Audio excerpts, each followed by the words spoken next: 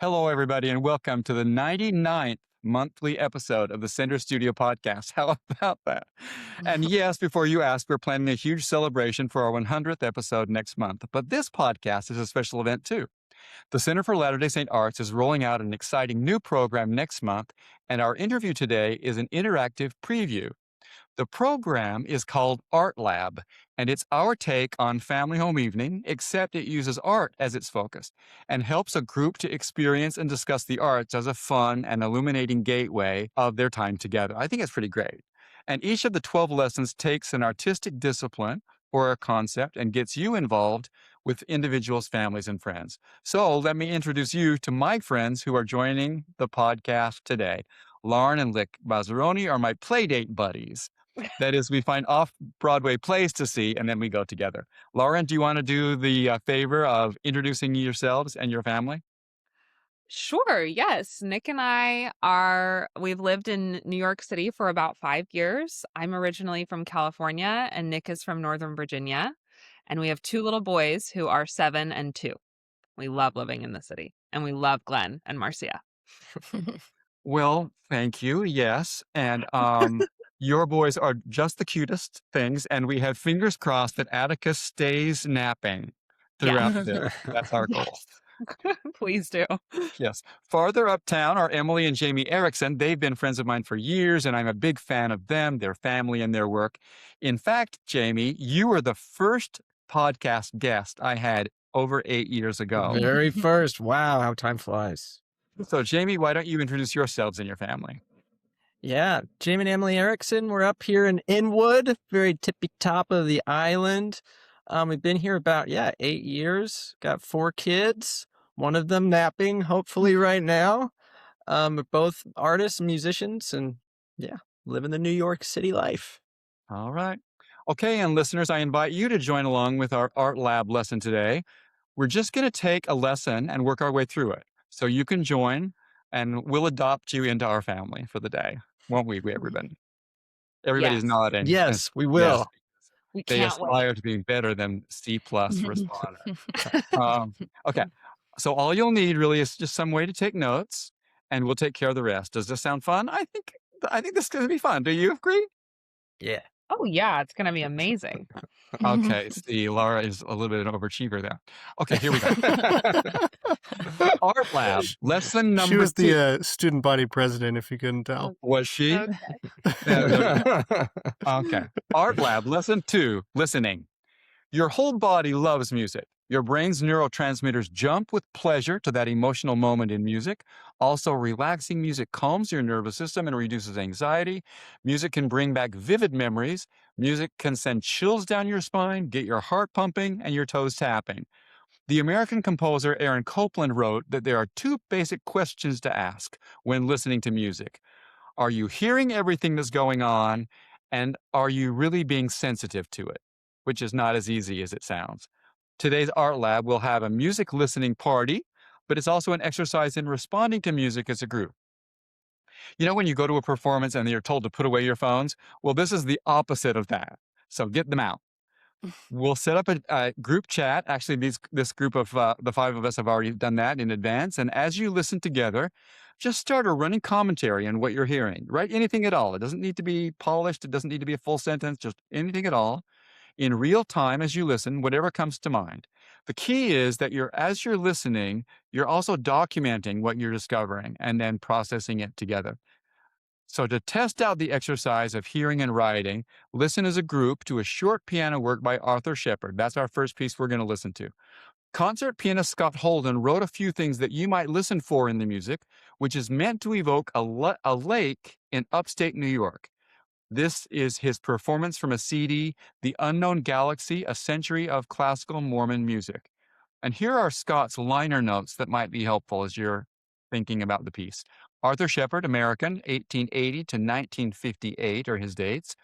The manuscript of From a Mountain Lake, completed in 1925, indicates it was written at Camp Sunnyside, Lake Placid, New York. At one time, this work was thought to be lost, but after the composer's death, a handwritten manuscript was given to the famed pianist Grant Johannesson, an old friend of mine, then director of the Cleveland Institute of Music. Unlike many of Shepard's scores, it's never been published. This piece is foreboding and mystically deductive in its undulating rhythms and exotic harmonic shifts. We'll see if we agree with that or not. Infused with a barcarolle rhythm, deep bass sonority, and shimmering right-hand figuration, this work portrays an evocative portrait of Lake Placid. Okay, that's helpful. It's about 5 minutes long. When you're ready, hit play and start capturing. Okay, are we ready? I'm just going to be taking notes here, and off we go.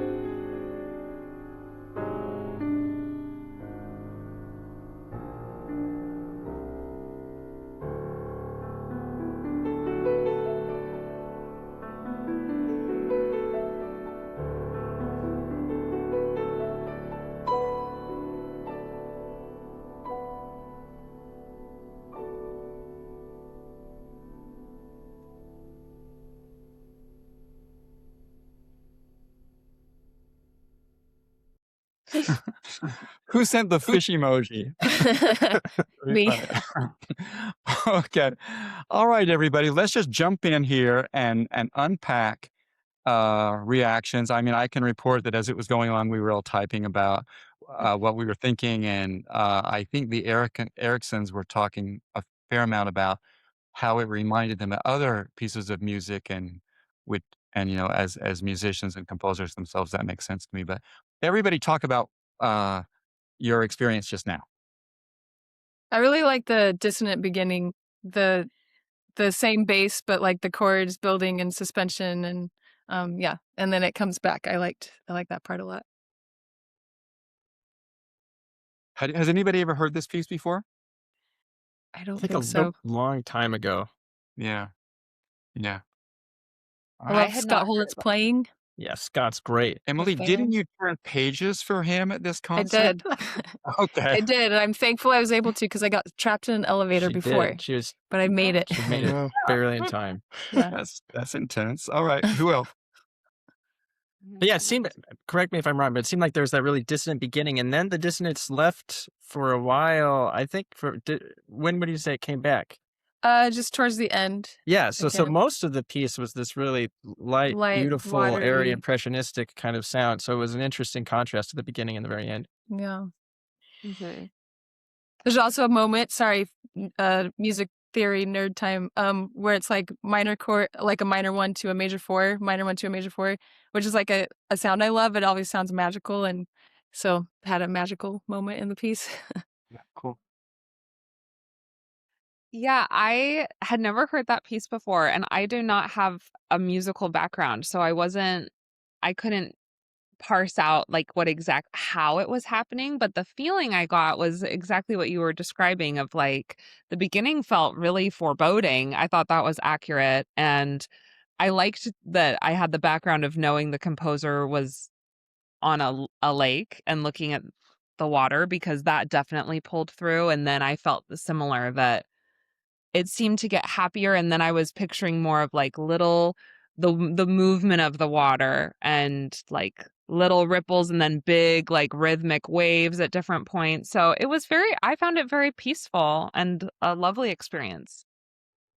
At the beginning of it, it felt like it was underwater, where it was the depths Yeah. of things, like the bass notes in the left hand were kind of that little stutter step, ba-bum thing kind of was catchy. I really liked that. And then it became more surfacey to me as the right hand became kind of shimmering. That's interesting you put it that way, Glenn. In my mind, it was similar, but it was like you're starting in the middle of the lake and it's nice and peaceful, and then you get close to the edges and you kind of have the waves crashing on the rocks. Kind of having that happening at the same time was pretty cool.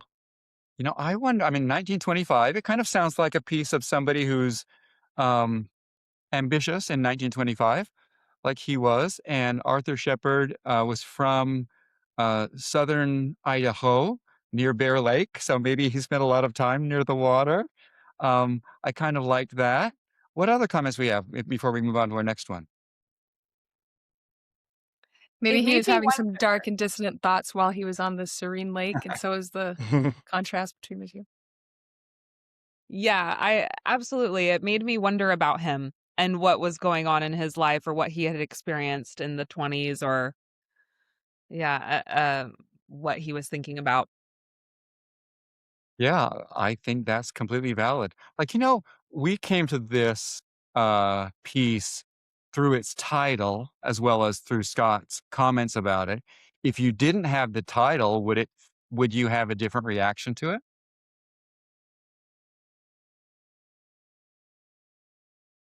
Remind me of the Maybe. title, Glenn. It Oh, was from a mountain lake. From a mountain lake. okay. Yes, I think so.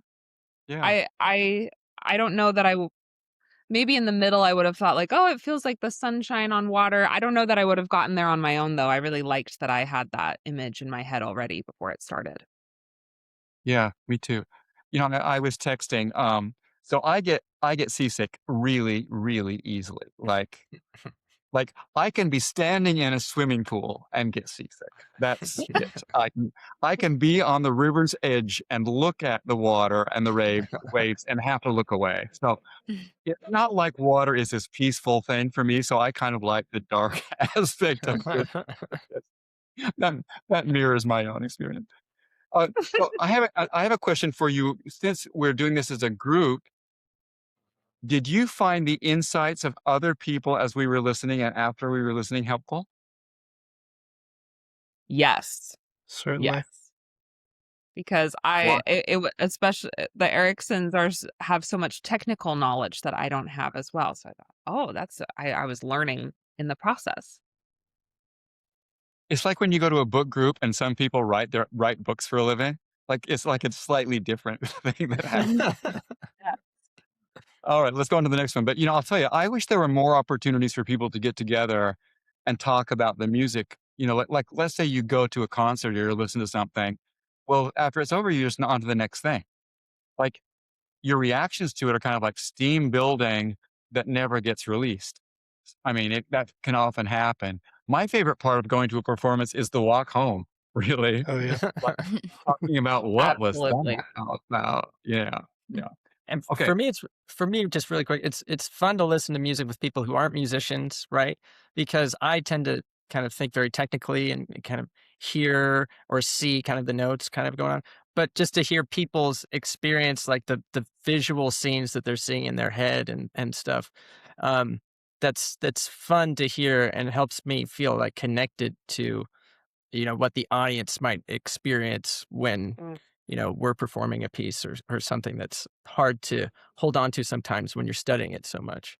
Completely. And if you were a serious student of music, either as a performer or a maker, the way that you listen to music is filtered by that education.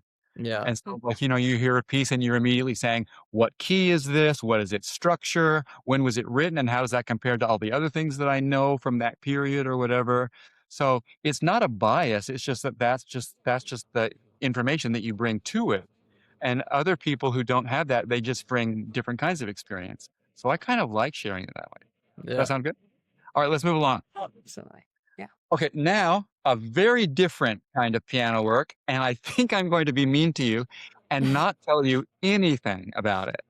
I'm not going to tell you for now who wrote it, where, when, why, how, and all of those things actually really, really matter on this piece because I'm curious if the five of us capture some of that without knowing the information. All right? Before I hit Okay. the play button. It's like a game show. Yep. Okay, I'll tell you. Actually, it's so funny that you mentioned that because I was just thinking, this reminds me of a show that I used to listen to every Saturday night on the radio. WQXR had this program called First Hearing. Lloyd Moss and his gorgeous voice was the host. And it was just a small panel of listeners. I think there were 3. And they would listen to a new recording and talk about it. I mean, actually, I remember even the theme song.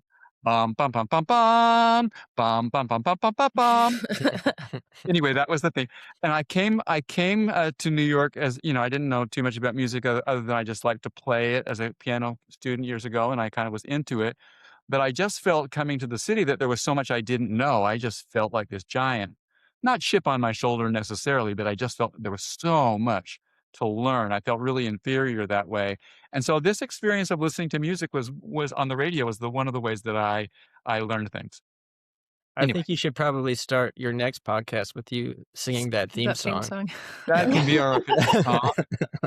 Yes, that is a goal. I think no one has ever asked me to sing, generally before. Okay, so this one's short. This piece is 2 minutes long, and don't forget to type what you're hearing because it'll be over before you know it. Okay, ready? Here we go.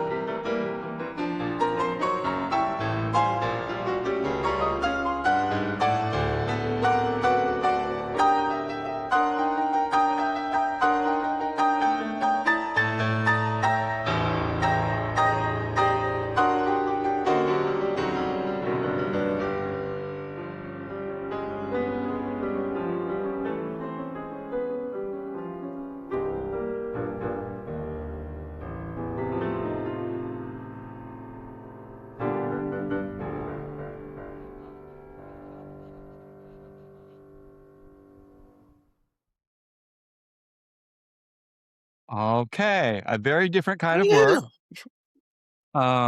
No placid lake here.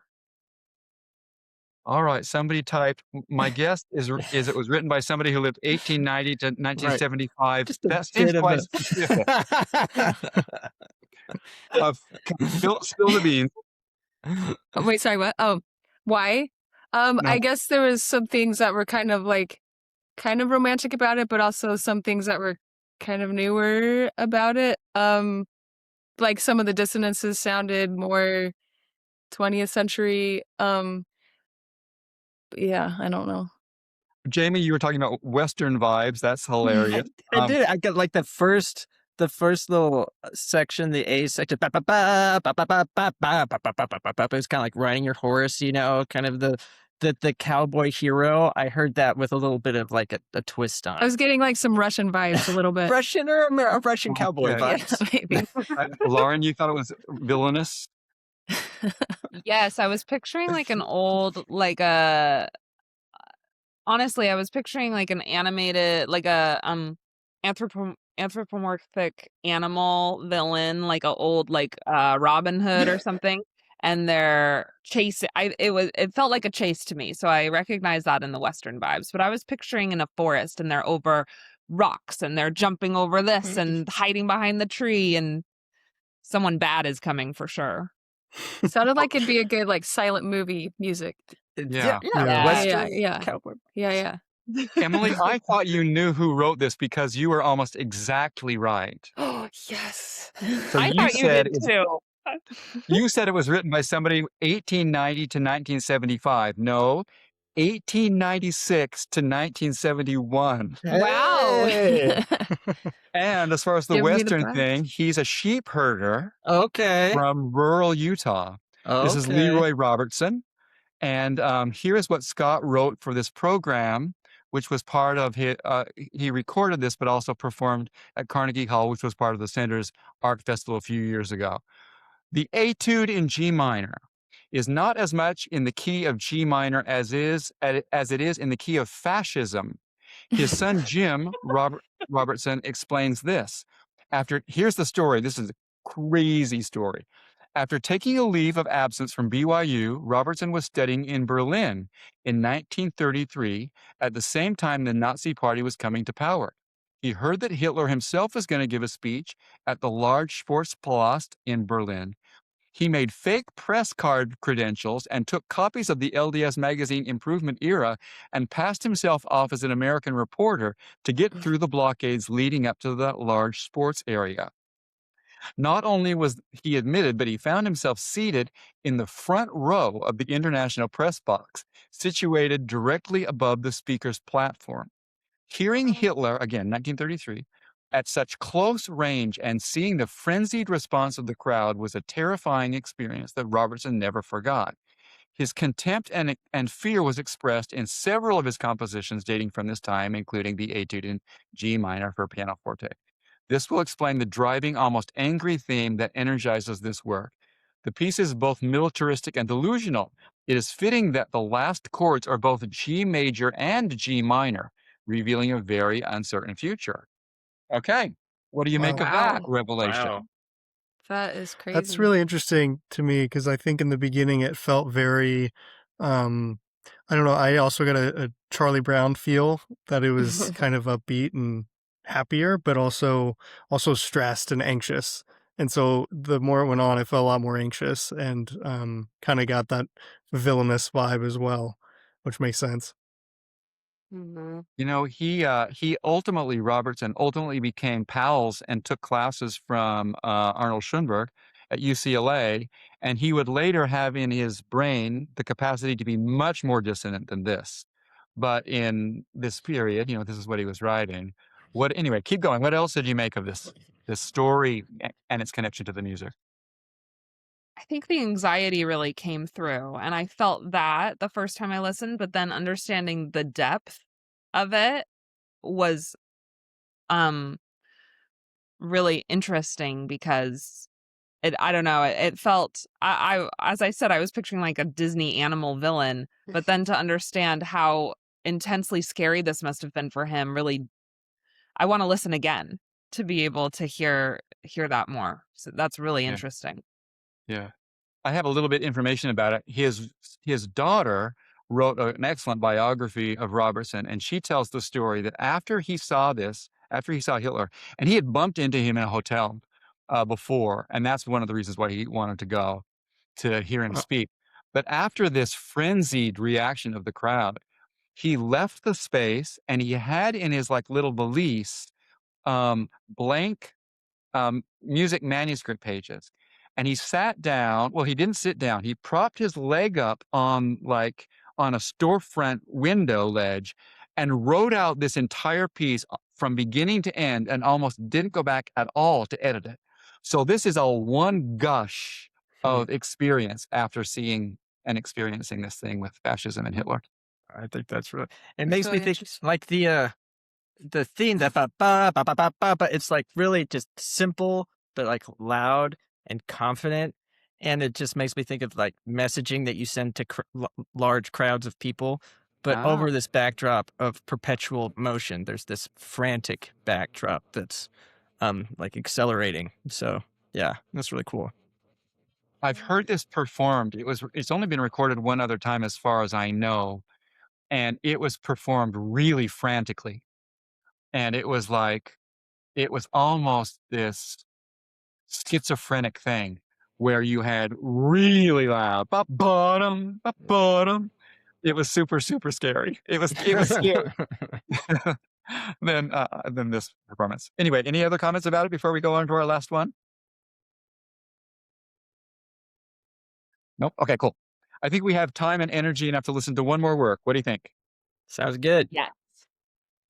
Okay, I didn't give Jamie a heads up about this, but the third work you're going to hear was composed by his grandfather and namesake, James McConkey. We'll hear a movement from Sonatina.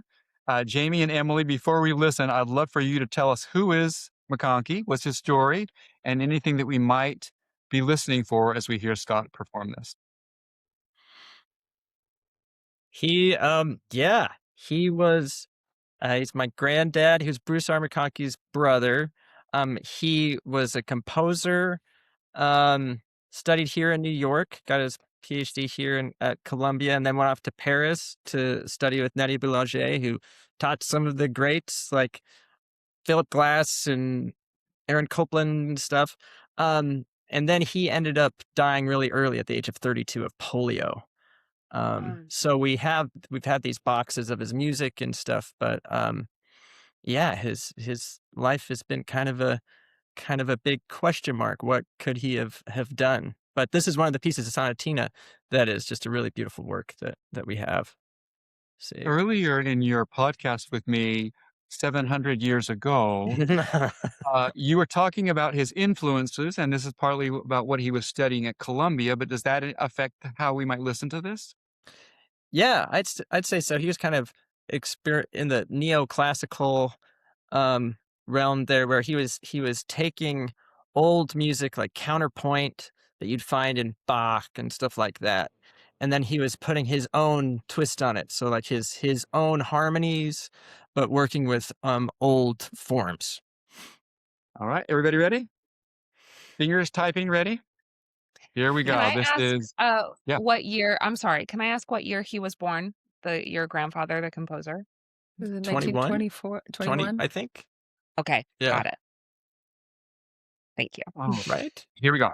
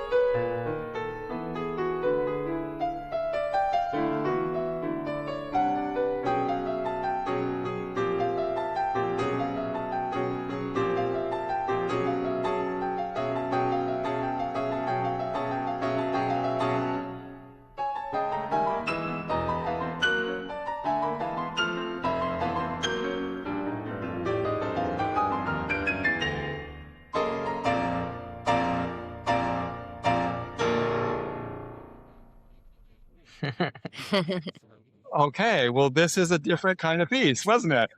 All right, let's uh let's talk through it a little bit.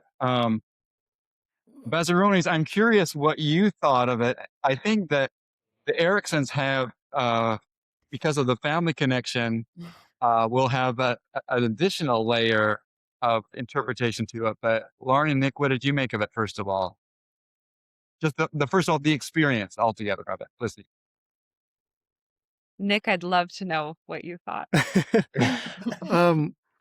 I really enjoyed it. I thought, as we talked on our side chat, I really enjoyed how it was both structured at times and felt almost mathematical, and then there was also a sense of whimsy and a sense of exploration almost, or memory. And I felt that really come through, and it was almost a different experience at different times listening to it. I really enjoyed it. Yeah, I think this time more than any other, maybe because of the background we heard in advance, I was picturing the composer at the piano, like real working through it or performing. And it was interesting that it felt like we said, like many more pauses, which I think and moments of whimsy or parts that felt almost magical or childlike, and then other moments that felt sort of frustrated. And so I liked when you said in the chat that it was like he was processing a memory or try something like that. I thought, yes, it's like it really felt like he's thinking through something. And at moments it's really light and playful, and at other moments it's frustrating. But that I that like was how, the image that came to my mind. yeah, yeah, and I like how like time is flexible. Yeah. Mhm. Sometimes like there's this super rigidity that feels like da da da ba da ba da ba da ba da da da da da, like like, and then other times it's like, okay, I'm gonna step back a minute and like play around with that, and so I mean I that's one of the things that I liked. I thought first of all it would be hard to play. Yeah, good job, Scott. Yeah. Okay. Anyway, anybody else? What Erickson? Why don't you like tell us what you were thinking when you're listening to it? What were you Emily, do I halfway remember that you played this part of this piece? I actually played the first movement. This is the third movement. Yeah. Um, Okay. So you yeah, can testify about its difficulty. yeah, it's difficult. Yeah, I guess maybe what just was said before. I like how it's well put together and structured, but also yeah, moments of whimsy and playfulness, and you, yeah, I feel like you get these better understanding of humanity and like the being lost in a memory or just kind of processing life or I don't know. Yeah, I like how there's life in the mathematical parts. There's still I, life there. I think all artists have a difficult time explaining to an audience what they want from the audience as they're taking it in. If that's a book, if it's a piece of music, if it's a painting, film. Um, and sometimes they want to give a little explanation note to it. And one way of doing that is to have a title that's evocative enough that it almost stands up as a proxy of, okay, I'm going to get you started by giving you this title. But if it's just a more of a title like Etude, Sonatina, Sonata, Symphony Number One, or whatever, the audience doesn't exactly know how to begin that, and so sometimes they'll want to write program notes or whatever. But I thought in this case, having a little bit of his story for me helped me get into the music a little. Mhm. Yeah, and I think it was interesting. I think Lauren, you said the frustration. Did he bring up the frustration? Yes. Yeah, I think that was really interesting because for me, I hear in this piece he was really into Bach. You hear this counterpoint, these two lines going back and forth, trading off material. And Glenn, I think, like you said, it's math, pure math is kind of what you're hearing. You hear these really mathy moments. And then there are the moments like at the end where just like this passion and kind of frustration breaks through kind of the logic. And it gets really expressive. And so for me, the piece kind of lives in the tension between those two, the logic and then this frustration and this emotion, which I I've learned recently from my mom because she was going through, some of his letters and stuff. And he was, 32. He was a new professor. He was applying to all these different places trying to get funding. He was trying to make it work with the family as an artist, trying to figure out how to make a living. And that can be frustrating sometimes. And so I think you can kind of see that inner battle in this piece. Okay, really good. Any other last comments? Because then I'm going to wrap it up. Oh, I just love hearing your Mm. insight. That's so fascinating, Yeah. and what you learned from your mom about what he was going through. That adds a lot. Yeah. I'll speak for the Erekson clan because I love them so, and the McConkey clan. One thing that Jamie's told me over the years, and his mom and uncles have mentioned to me, is that after McConkey died, it was such a heartbreaking thing that music just got boxed up. And so what should have been this thing where an entire culture unpacked it all together, which is what would happen when you have somebody just on such a trajectory of greatness. I mean, he was really poised to have a major career. Usually you would honor that with lots of performances and recordings and publishing and whatever, and that just did not happen here. And basically was sort of a grandchildren level uh rediscovering the pieces and saying, "Hey, maybe we should do something with this." So I mean, I love the family, and I of course love you too, Jamie and Emily. But one thing that people don't realize too often when they're listening to music is what it means as a family heirloom. That object that they're looking at, it has its own stories to tell as an object. Each art lab lesson ends with a couple of experts chiming in. And for this lesson, listening, we asked composer Andrew Maxfield how he approaches writing music. And we asked Marty Mortensen Ahern, a music teacher and pianist, what she listens for in music. So they're just brief quotes, I'll share them. Andrew writes, "When I write music, I imagine the listeners who will eventually hear it because I care about them.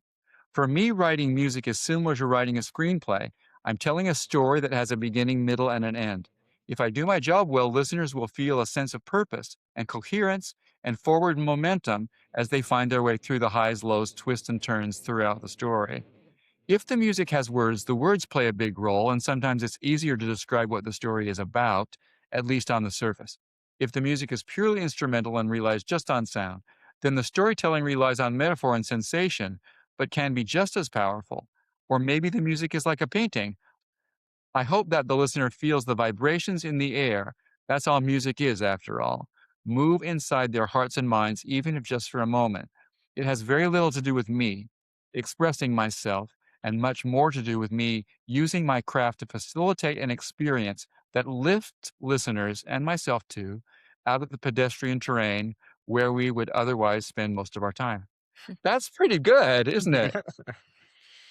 Like in Yeah. context of what we were hearing, there were all these twists and turns, and there was all this vibration, and there was all of this beginning, middle, and an end. So we kind of saw that with the pieces that we just heard. Here's what Marty said about what she listens for in music. "When listening to music, I first ask myself, how does this make me feel? If there are words, sacred or secular, I also consider that as I answer the question.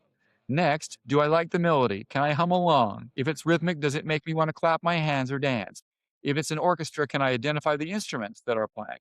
Why would the composer choose to use this color timbre for this section of their work? Music is heard in so many situations, background, casual, or critical listening. I experience most of these almost every day and encourage my students, friends, and family to spend time listening to." All right? So then let me ask you how would you answer those questions that we asked Marty and Andrew about the ways that you listen to music and just kind of what your experience has been like today? Well, I loved what was said about how, like, being in conversation with the listener or caring about the listener. Um, because I felt a lot of care and, like, a wonder about the composer. So I love the idea that it can withstand the test of time and that different people at different times can communicate to a certain degree with one another through music. That was my experience today. Yeah. I love that. And I love the opportunity to just take some time and actively listen. You know, we hear music all the time, but it's normally in the background. Um, Mhm. but it's a real gift to be able to sit and actively listen to it and experience just that different world. I think bringing people together to do that makes it easier and a much better experience as well. I think I can sit on my own and try and analyze or dissect a piece, but I won't get very far in it. Um, Probably won't dedicate enough time to it. So I think that's one of the lessons of today is when you get together with anyone, but especially experts, you can have a much greater experience. Mhm. I think I try to not analyze it while I listen, but I find myself analyzing it anyway. Like, oh, what are all the sounds I'm hearing? When are they coming in? What are they doing?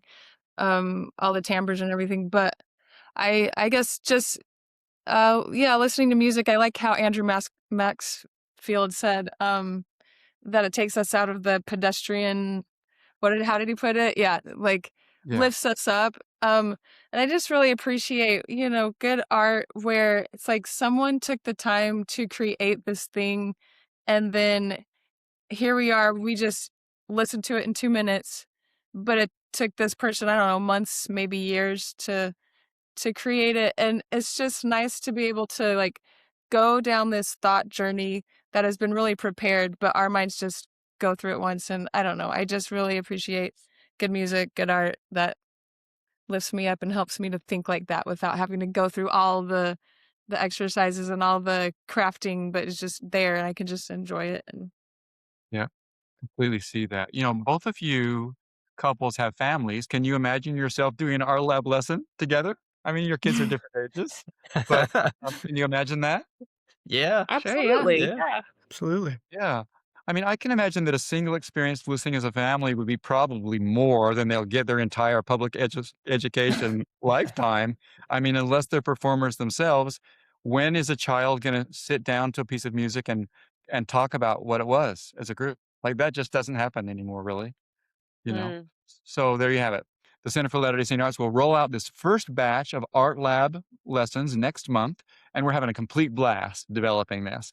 What we're finding is that people have art everywhere around them, music, design, text, etc., but it's just a cloud of chaos. Art Lab uses emerging philosophies coming from American universities that are getting us to slow down and experience art communally. That's kind of what Emily was referring to. I can't wait for you all to have this in your hands. I know it's a tease, but there you have it. I want to thank Lauren and Nick Bazzarone and Emily and Jamie Erekson for being my guests / guinea pigs today. You're such incredible people. It's an honor to know you and call you my friends. On behalf of the center, thanks everybody for your support. You can take a look back at the previous 98 episodes. I made Jamie cry in his interview, if I'm remembering correctly. Oh, wow. By That's going your takeaway. Just kidding. another tease. By going, you can listen to all of these previous podcasts by going to any of the major platforms of podcasts or by visiting our website, centerforlatterdaysaintarts.org.